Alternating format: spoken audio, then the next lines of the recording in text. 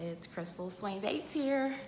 All right, so I am going to talk a little bit about why I wrote the book Supermommy. Okay. So this is my book Supermommy, and this is actually one of the first books I ever wrote. I did not publish this book until much later. This one was written and then it ended up just sitting on my computer for a while because I could not find a good illustrator. And I know a lot of people tell me that that's their struggle.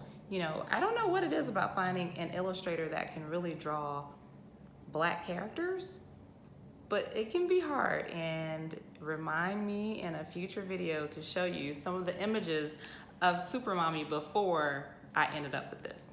So anyway, Supermommy. So what was my motivation behind writing this book? Like a lot of other people, I was raised in a single parent household, and you know, I really looked at my mom as if she were a superhero. The way that she was able to just do so many things and still work full-time, raise two girls, you know, it really was remarkable for me. Even when I was a kid, I was a woke little kid. Like, I really knew what was going on. Okay, my thing is trying to die. Stop it. Okay. So, you know, and so I decided that I'm not the only person that feels like they have a super mommy, so why not write a book about it? You know, a book that other kids can relate to, because there are a lot of people that grow up in single parent homes. And one of the things about the books that I write is I try to write books that actually reflect real children's lived experiences, and particularly those of Black children. Now, children of all races, of course, can live in a single parent family home, but I wanted to make sure that Black children were able to see themselves reflected and see their super mommy reflected in a book, and so that's what this is. This book, if you look at the dedication page, it says, "This book is dedicated to every single mother in the world. To my beautiful super mommy, I don't know how you did it raising us on your own, but I am forever thankful for your superpowers." All right, so what is Supermommy about? Supermommy is about a girl named Meadora. All right, I feel like you can't see the book. So, okay, Supermommy is a book about a girl named Meadora. This is Meadora. She's the main character. Meadora has show and tell at school. Do you remember doing show and tell at school? I remember doing it. I don't know what I brought, but I remember like really trying to figure out, what can I show? What can I show these kids that will be really interesting?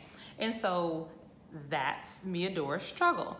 However, Meadora already has something she wants to show, and that's her mom.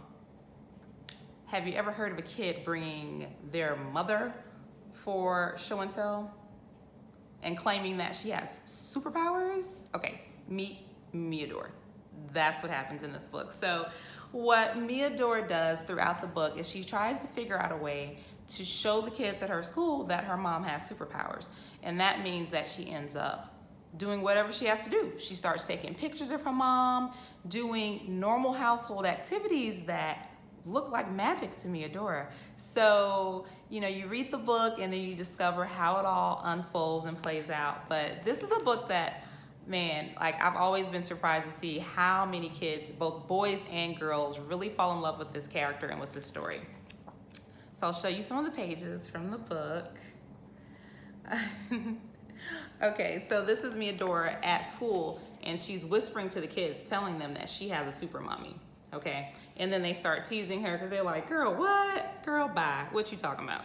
Okay, so you know, she gets upset. She's trying to figure out what to do, and this is the page where she figures out, like, hey, if I take pictures of my mommy doing things that show her superpowers, hey, that's proof right there, right? That's receipts.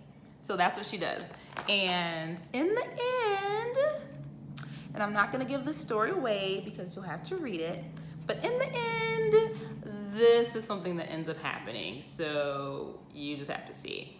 But what's really nice about this is you know, there are all of these like book days and dress like your favorite character days. And I've actually had at least one mom send me a picture of herself dressed as Supermommy with her daughter. I'm sorry, that's why I do what I do, because seeing things like that, it just really blows my mind to see that. And this lady lived in the UK. Seeing that my book, one of my books has made it all the way to the UK and has impacted a family so much so that they wanted to be dressed like the characters is just, it's something that I really love. And that's why I'm so passionate about writing these books. A funny story about this book. Maybe it's not that funny, but when I initially wrote this book, this is the cover, okay? Looks exactly the same, slightly different shade, except you'll see that this one says a super single mommy tale. I thought that was cute, you know, like this book is for single moms around the world. Well, what I found out is that there were people that wanted to buy this book and they were like, my husband is not gonna be feeling this. Like, I'm not a single mom, but I am a super mommy. So, you know, even though I did write this book and dedicate it to my mom, I did decide that it would be best for me to redo the cover and remove this subtitle so that the book would be able to appeal to even more people, even more families, including those that are not in single parent households. So that's why these books are different. And it's kind of one of the things that you have to decide, you know, do I feel so strongly that I have to have this banner, or do I want my book to be something that as many people as possible can buy? And so I made that decision, removed that banner, that subtitle, boom, here we have it. Same book, everything on the inside is the same. So, okay, and so that is the story of Supermommy.